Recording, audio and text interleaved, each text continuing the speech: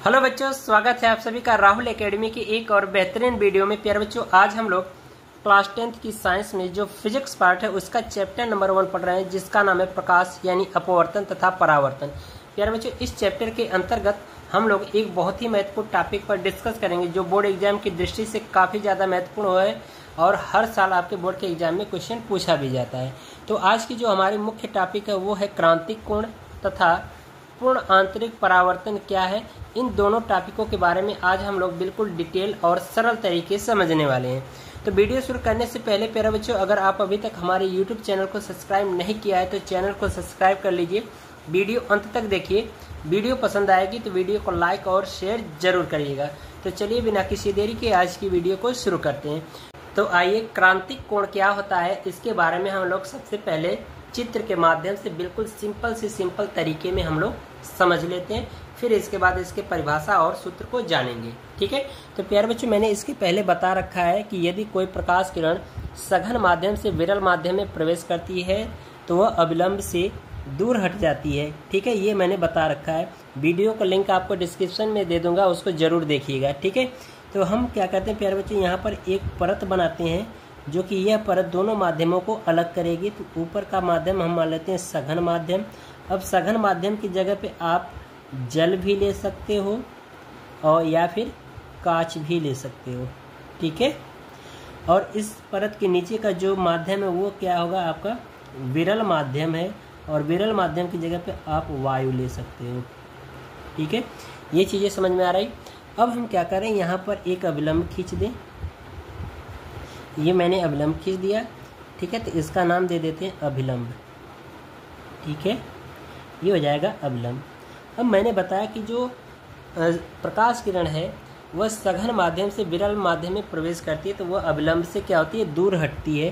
तो ये मान लेते हैं कि ये आपतित किरण है जो कि सघन माध्यम से आ रही है, और जब ये दूसरे माध्यम में प्रवेश करेगी तो ये क्या हो जाएगी, अपवर्तित हो जाएगी। तो जब ये अपवर्तित होगी तो ये अविलंब से क्या हो जाएगी, दूर हट जाएगी।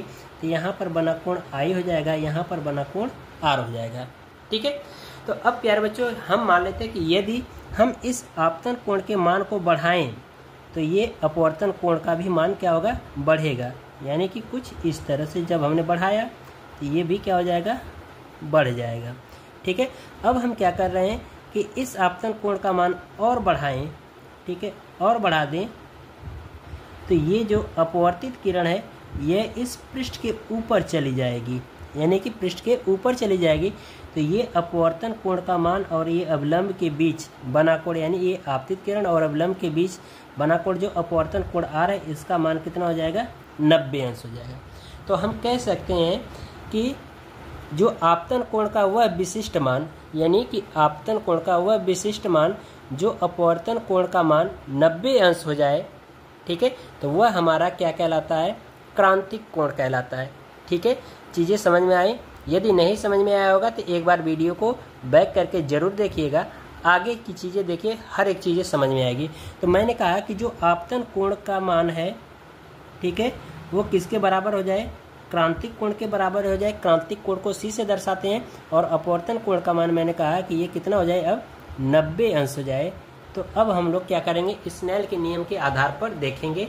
ठीक है, तो स्नेल के आधार पर देखेंगे तो स्नेल का नियम ये होता है कि यदि हम मान लें कि ये हमारा पहला माध्यम है, ये दूसरा माध्यम है, तो पहले माध्यम के सापेक्ष दूसरे माध्यम का अपवर्तनांक 1n2 बराबर sine i upon sine r हो जाएगा। ठीक है, और मैंने कहा कि आई की जगह पे अब क्या लिखेंगे, क्रांतिक कोण लिखेंगे। ठीक है, यानी कि जिस कोण पर अपवर्तन कोण का मान 90 अंश हो जाता है तो वह कोण हमारा क्या कहलाता है, क्रांतिक कोण कहलाता है। तो ये आपतन कोण का मान किसके बराबर हो जाएगा, क्रांतिक कोण C के बराबर हो जाएगा, और अपवर्तन कोण जो R है वो 90 अंश हो जाएगा। तो इसके सापेक्ष हम अपवर्तनांक निकालेंगे तो इसे मान रखेंगे तो हो जाएगा 1n2 बराबर, ठीक है, साइन C, इसकी जगह पर साइन C लिख देंगे आई की जगह पर, और यहाँ पर साइन 90 अंश। ठीक है, तो जब इनको हल करेंगे तो ये हो जाएगा हमारा 1n2 बराबर साइन C बट्टा साइन 1, या हम इसको लिख सकते हैं साइन C बराबर 1 बट्टा 2n1। तो इस तरह से इसका डेरिवेशन हो जाएगा। ठीक है, तो आइए अब हम लोग क्रांतिक कोण की परिभाषा को जान लेते हैं। ठीक है, तो यहाँ पर देखिए परिभाषा मैंने लिखा है कि सघन माध्यम में बना वह आपतन कोण जिसके लिए विरल माध्यम में अपवर्तन कोण का मान 90 अंश होता है तो क्रांतिक कोण कहलाता है। यानी कि परिभाषा में मैंने बताया कि यहाँ पर चित्र में भी आप देख सकते हो कि मैंने कहा कि सघन माध्यम में बना वह आपतन कोण, ये हमारा सघन माध्यम है और इस सघन माध्यम में बना ये आपतन कोण जिसके लिए विरल माध्यम में, ये हमारा क्या है, विरल माध्यम है, और विरल माध्यम में जो अपवर्तन कोण आर का मान वो क्या हो जाए 90 अंश होता है तो यह कोण हमारा क्या कहलाता है, क्रांतिक कोण कहलाता है। यानी कि जो हमारा आई है वो किसके बराबर हो गया, सी के बराबर हो गया, और जो आर है वो कितना हो गया, आर का मान 90 अंश हो गया। तो इसी का हम मान निकाल लेते हैं, यानी अपवर्तनांक निकाल लेते हैं पहले माध्यम के सापेक्ष दूसरे माध्यम का अपवर्तनांक। तो लिखेंगे स्नेल के नियम से, स्नेल के नियम से। ठीक है, तो ये हो जाएगा 1 और 2, यानी पहले माध्यम के सापेक्ष दूसरे माध्यम का अपवर्तनांक बराबर साइन आई बटा साइन आर, ये हमारा स्नेल का नियम होता है। अब इसे मान रख दीजिए, ये हो जाएगा 1 और 2 बराबर साइन आई की जगह पे हम सी लिख सकते हैं, और ये जो क्रांतिक कोण होता है इसको हम लोग थीटा सी से भी दर्शा सकते हैं और सी से भी दर्शा सकते हैं, आप किसी जिससे चाहे उसे दर्शा दो, कोई दिक्कत नहीं। ठीक है, ये हो जाएगा बट्टा साइन 90 अंश, आर का मान कितना है 90 अंश है। ठीक है, तो साइन 90 अंश का मान होता है 1, तो यहाँ पर मान रख देंगे तो हो जाएगा 1 और 2 बराबर साइन सी बट्टा 1, तो इसका हम गुणा करा देंगे इधर, तो ये हो जाएगा साइन सी बराबर 1 और 2। अब प्यारे बच्चों हम जानते हैं, लिखेंगे वी नो दैट,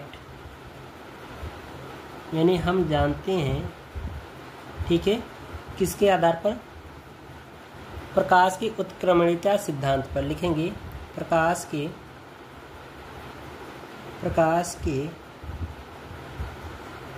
उत्क्रमणीयता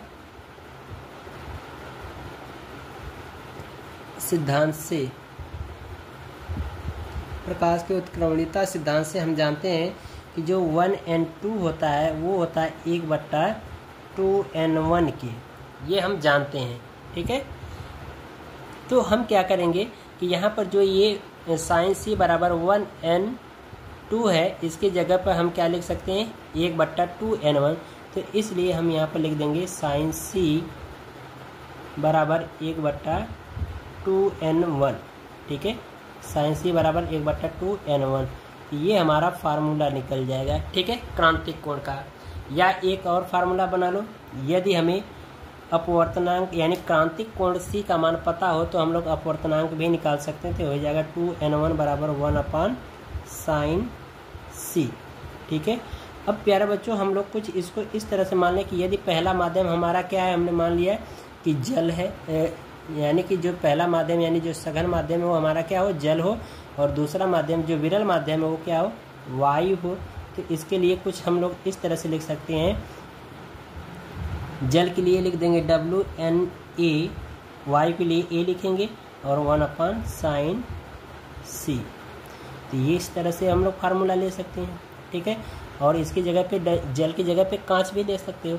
एक और फार्मूला हो जाएगा WNA बराबर 1/, यहाँ पर हम इसको ले सकते हैं, यहाँ पर साइन सी बराबर, चलिए यहाँ पर देखो साइन सी बराबर 1/WNA।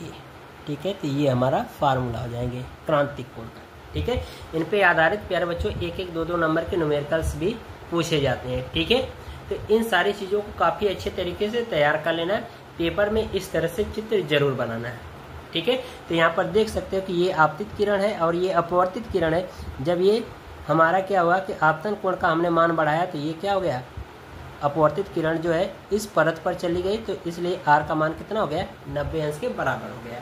तो यही जब इस आपतन कोण पर 90 अंश का मान बराबर हो जाता है तो वो क्या होता है, क्रांतिक कोण कहलाता है। ठीक है, चलिए अब हम लोग प्यारे बच्चों सबसे जो इम्पोर्टेंट टॉपिक है इसके बारे में जानेंगे। ये काफ़ी ज़्यादा इम्पोर्टेंट है, आपके पेपर में हर साल पूछा जाएगा। ठीक है, तो हेडिंग है प्यारे बच्चों पूर्ण आंतरिक परावर्तन। अब पूर्ण आंतरिक परावर्तन क्या होता है, अब इसके बारे में भी समझ लें। तो जैसा कि प्यारे बच्चों मैंने यहाँ पर समझाया है चित्र में कि जब इस आपतन कोण I का मान बढ़ाते हैं तो अपवर्तन कोण का मान 90 अंश के बराबर हो जाता है। तो इस विशेष कोण पर जो अपवर्तन कोण का मान जब 90 अंश होता है तो यह कोण हमारा क्या कहलाता है, क्रांतिक कोण कहलाता है। तो अब हम क्या करें कि यदि हम और आपतन कोण के मान को और बढ़ा दें, ठीक है, आपतन कोण के मान को और बढ़ा दें तो ये जो अपवर्तित किरण जो इस परत पर है तो ये थोड़ा सा और ऊपर उठ जाएगी। तो इसका मतलब ये है कि जब ये क्या हो जाएगा, जो ये आपतन कोण है, ये क्रांतिक कोण के मान से ज़्यादा हो जाता है तो प्रकाश किरण क्या होती है, वापस जिस माध्यम में आती है वापस उसी माध्यम में लौट जाती है। तो यह घटना क्या कहलाती है, प्रकाश का पूर्ण आंतरिक परावर्तन कहलाती है। यानी कि जो आपतन कोण का मान है जो I है वो किससे 90 अंश से ज़्यादा हो जाएगा तो ये हमारा क्या कहलाता है, यानी कि क्रांतिक कोण के मान से ज़्यादा हो जाता है। यानी कि हम ये कह सकते हैं क्रांतिक कोण थीटा C या केवल C कह सकते हो, उससे ज़्यादा हो जाए तो ये हमारा क्या कहलाता है, पूर्ण आंतरिक परावर्तन कहलाता है। यानी कि जिस माध्यम में प्रकाश किरण आ रही थी उसी माध्यम में वापस लौट जाएगी तो यह पूरी घटना क्या कहलाएगी, पूर्ण आंतरिक परावर्तन कहलाएगी। तो आइए इसके परिभाषा और चित्र को जानते हैं। तो यहाँ पर देख रहे हो कि ये चित्र में ये हमारा क्या है, अभिलंब है, ठीक है, अभिलंब है, और ये हमारा क्या है, सघन माध्यम है, और ये विरल माध्यम है। तो जब हमने क्या किया कि आपतन कोण का मान बढ़ाया तो ये जो अपवर्तित किरण थी जो इस परत पर थी वो और बढ़ गई। तो यानी कि इसका मतलब जो क्रांतिक कोण जो आपतन कोण है वो थीटा यानी कि क्रांतिक कोण के मान से ज़्यादा हो जा रहा है। तो इसलिए हमारा क्या कहलाएगा, पूर्ण आंतरिक परावर्तन की घटना यहाँ पर होगी। तो परिभाषा में आप समझिए, यहाँ पर लिखा गया है, ठीक है। चीज़ें ना समझ में आए तो एक बार दोबारा जरूर देखिएगा, ठीक है। तो यहाँ पर कहा जा रहा है परिभाषा में, जब आपतन कोण का मान क्रांतिक कोण से अधिक होता है, यानी कि जब इस आपतन कोण का मान क्रांतिक कोण से अधिक होता है तो प्रकाश किरणें दूसरे माध्यम में न होकर वापस उसी माध्यम में लौट जाती है। इस घटना को प्रकाश का पूर्ण आंतरिक परावर्तन कहते हैं। चीज़ें समझ में आ रही है। परिभाषा में यही कहा गया है कि जब आपतन कोण I का मान क्रांतिक कोण के मान से अधिक हो जाए तो प्रकाश किरणें उसी माध्यम में न रह करके किस माध्यम में चली जाएंगी, वापस दूसरे माध्यम में चली जाएंगी, ठीक है। तो यह घटना क्या कहलाती है, प्रकाश का पूर्ण आंतरिक परावर्तन कहलाती है। तो चीज़ें यही लिखा गया कि जब आपतन कोण का मान क्रांतिक कोण से अधिक होता है तो प्रकाश किरणें दूसरे माध्यम में न होकर वापस उसी माध्यम में लौट जाती है। इस घटना को प्रकाश का पूर्ण आंतरिक परावर्तन कहते हैं, ठीक है। चीज़ें समझ में आ रहा है। तो इसी तरह से आपको बोर्ड के एग्जाम में भी क्या करना है, चित्र बना करके लिखना है, ठीक है। जैसे इसका उदाहरण में समझ लेते, पूर्ण आंतरिक परावर्तन का उदाहरण। तो यहाँ पर देख रहे हो जैसे हीरे का चमकना, जो हीरा है वो जो चमकता है ना, उसमें भी क्या होता है, बार बार प्रकाश का पूर्ण आंतरिक परावर्तन की घटना होती है, इसीलिए वो क्या होता है, ज़्यादा चमकदार दिखाई देता है। और फिर इसके बाद कहा जा रहा है जल में वायु के बुलबुले का चमकना, यानी कि जब कहीं पर पानी गिरता है तो वहाँ पर क्या होते हैं, जल में बुलबुले बनते हैं।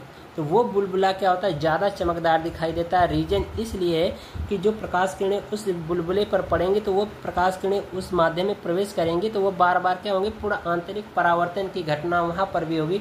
तो इसलिए जल में वायु के बुलबुले ज़्यादा चमकदार दिखाई देते हैं, ठीक है। तीसरा उदाहरण है इसका पूर्ण आंतरिक परावर्तन का कि कांच में पड़ी दरारों का चमकना, यानी कि अगर कहीं पर कांच की खिड़की या दरवाजे हैं तो वहाँ पर दरारें पड़ जाएं, यानी कि जो कांच है वो चटक जाता है या टूट जाता है थोड़ा सा, तो वह चीज़ ज़्यादा चमकदार दिखाई देता है। तो रीजन ये भी है कि वहाँ पर क्या है, प्रकाश का पूर्ण आंतरिक परावर्तन हो रहा है, क्योंकि प्रकाश किरणें वहाँ पर बार बार परावर्तित अपवर्तित हो रही हैं, तो इसलिए वहाँ पर क्या होता है, पूर्ण आंतरिक परावर्तन होता है, जिसके कारण कांच में पड़ी जो दरारें हैं वो क्या होती है, ज़्यादा चमकदार दिखाई देती हैं, ठीक है। तो प्यारे बच्चों, आशा करते हैं आपको हर एक चीज़ समझ में आया होगा। अगर वीडियो पसंद आई होगी तो वीडियो को लाइक कर दीजिएगा और चैनल को सब्सक्राइब कर लीजिएगा। मिलते हैं इसी तरह से अगली वीडियो में, तब तक के लिए गुड बाय, थैंक यू।